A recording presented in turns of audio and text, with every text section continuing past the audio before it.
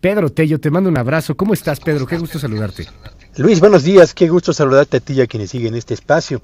Dos flashazos sobre el ánimo empresarial a propósito de México, creo que vale la pena presentar en este momento. El primero, déjame referirme primero al ánimo empresarial que prevalece aquí en el territorio mexicano y después entraría yo a esto que tú has señalado, que es el ánimo que prevalece más allá de nuestras fronteras, por cuanto a la manera en la que ven a México como probable destino de la inversión extranjera.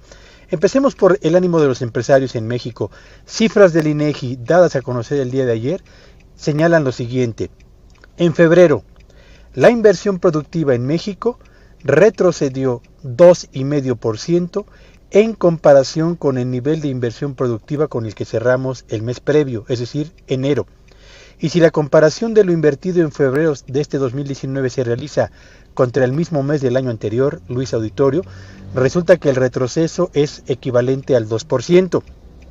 Si hacemos la suma de lo que se ha invertido en México en enero y en febrero de este 2019 y lo comparamos con lo que se invirtió en los dos primeros meses del año anterior, tenemos también un retroceso, en este caso del 0,1%, que indica en el mejor de los escenarios que la inversión productiva en México sigue estancada. En otras palabras, ese motor de la economía mexicana que se llama inversión productiva permanece apagado, en pausa o estancado, llámelo usted como lo quiera llamar, y eso no es una cachetadita como tampoco lo fue, tú te acordarás, Luis, y nuestro auditorio también, el famoso catarrito, aquel que le estaba dando, le iba a dar a México. ¿No? Exactamente. El de Agustín Cárcel, que no, es que es un catarrito y pues parecíamos bien pulmonía. Sí, vamos en este país de catarritos a cachetaditas, a ver qué se les ocurre, qué otra frase se les ocurre, Luis. No, pues catorrazos. Digo. Sí, no pinta muy bien el panorama, eso es cierto, y es cierto, el señor Romo puede asegurar que no estamos en recesión, lo cual es completamente certero, pero la situación en la que está en este momento la economía mexicana apunta más hacia una economía estancada y con rumbo a recesión, lo que no significa que necesariamente vamos a llegar a ella, que a una economía que esté creciendo. Y el otro flashazo que tiene que ver con la inversión extranjera, Luis, es esto que tú has señalado. Cada año se realiza una encuesta entre las más importantes firmas multinacionales del orbe, con el propósito de conocer ¿cuáles son los 25 países y en qué orden ubicarían a cada uno de ellos para poder destinar eventualmente proyectos de inversión? México en 2018 y también en el 2017 se ubicó en la posición número 17 dentro de ese ranking. En este 2019 caímos hasta la posición 25, es decir, retrocedimos 8 posiciones en el gusto de los inversionistas extranjeros. Hay que decirlo y hay que subrayarlo, el hecho de haber caído, digamos, en el gusto de los inversionistas extranjeros no significa y tampoco predice un freno en el flujo de capitales del exterior hacia la actividad económica nacional, pero sí anticipa que evidentemente México va a tener que estar disputando preferencia por inversionistas extranjeros a la par de otros países que a lo mejor no han hecho un esfuerzo de modernización tan importante como el nuestro, pero que en este momento ofrecen señales de certidumbre, de Estado de Derecho y de reglas del juego perfectamente claras, mucho más sólidas de lo que está ofreciendo en este momento nuestro país.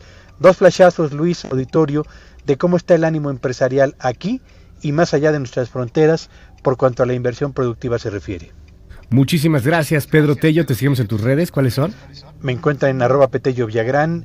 Feliz miércoles para todos. Oye, Pedro, y pregunta obligada, ¿qué opinión te merece este asunto del jitomate? Lo habíamos platicado hace tiempo y también lo platicábamos mucho con respecto al acero y al aluminio. Ahí sigue el arancel del acero y del aluminio. Se prometió que era en lo que se aprobaba el TLC 2.0, se prometió que era temporal y pues ahí sigue y se sigue pagando. Y llega a tener afectaciones hacia los productores mexicanos. En el caso del jitomate, bueno, pues ahora será más del 17%. ¿Qué opinión te merece todo esto, Pedro? Yo diría dos cosas, Luis. La primera es que Estados Unidos deja perfectamente clara la posición y que se fundamenta en aquella vieja frase de Estados Unidos no tiene amigos sino intereses comerciales.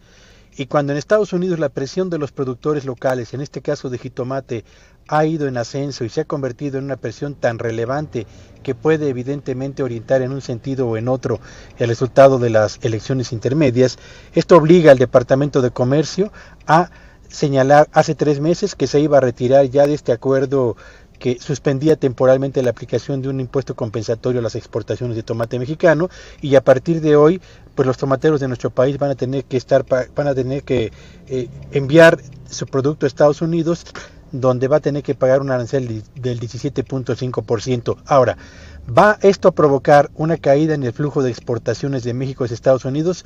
Yo creo que no. ¿Por qué? Bueno, pues porque México cubre cerca de la mitad del consumo de tomate que se realiza en Estados Unidos, y aquella economía, sus productores locales y otros eventuales exportadores no tienen capacidad en este momento para eventualmente cubrir aquella porción del mercado que pudiera eventualmente dejar el fabricante y el exportador mexicano. En consecuencia, si se van a mantener los flujos de exportaciones, ¿quién va a terminar por pagar ese arancel? En mi opinión es evidente que lo va a terminar haciendo el consumidor norteamericano. ¿Va a haber carestía del tomate en Estados Unidos? Sí. ¿De qué porcentaje es? Hay quienes la calculan hasta en un 70%. Yo creo que exageran. Tengo la impresión de que va a haber un aumento en el precio del tomate que oscilará entre el 17 y tal vez el 30%, Luis. Pero de ninguna manera carestía.